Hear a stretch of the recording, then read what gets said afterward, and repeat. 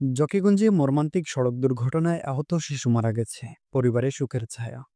সিলেট জকিগঞ্জ মহাসড়কে ঘটে যাওয়া মর্মান্তিক সড়ক দুর্ঘটনায় আহত ৩ মাস বয়সী শিশু আবদুল্লাহ আল মুরসালিন মারা গেছে। বৃহস্পতিবার ১৯ জুন সকালে হাসপাতালে চিকিৎসাধীন অবস্থায় শিশুটির মৃত্যু হয়। নিহত শিশু সাব্বির আহমদের ছেলে। এ নিয়ে দুর্ঘটনায় মৃতের সংখ্যা বেড়ে দাঁড়িয়েছে দুজনে। এর আগে বুধবার ১৮ জুন বিকেল ৪টার দিকে জকিগঞ্জ উপজেলার ইউনিয়ন অফিস বাজারের দক্ষিণ পাশে বরকনে বহনকারী একটি মাইক্রোবাস ও বিপরীত দিক থেকে আসা একটি টমটমের মুখোমুখি সংঘর্ষে এই দুর্ঘটনা ঘটে। ঘটনাস্থলেই মারা যান টমটমের চালক শাহাবুদ্দিন সাবু। তিনি উপজেলার বারোটাকুড়ি ইউনিয়নের হাসিতোলা রাড়িগ্রাম গ্রামের বাসিন্দা।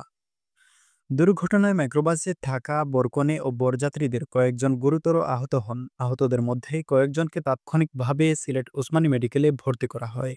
পুলিশ ও স্থানীয় সূত্রে জানা গেছে, দুর্ঘটনার পরপরই এলাকাবাসী দ্রুত আহতদের উদ্ধার করে চিকিৎসার জন্য হাসপাতালে পাঠায়।